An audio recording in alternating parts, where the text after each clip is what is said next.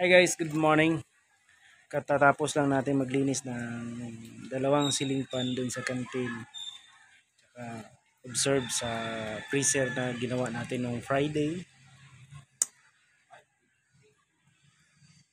Murag naipit na sad ko ani ba.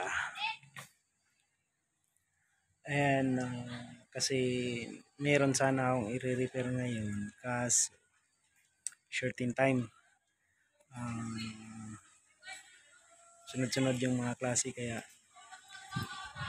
dito na tayo sa powerhouse sa electrical and dito yung kasama ko.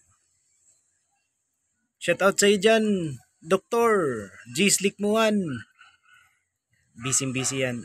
Opisina niya yan eh. Gumagawa ng DTR.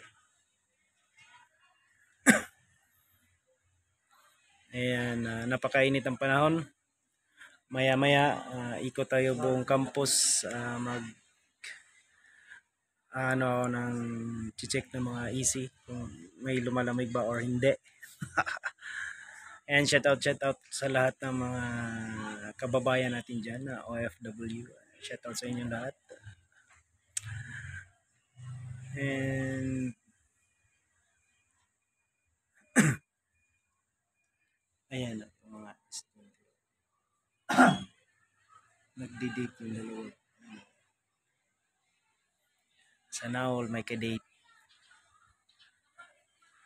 And meron pa dun sa ilalim ng puno ng mangga.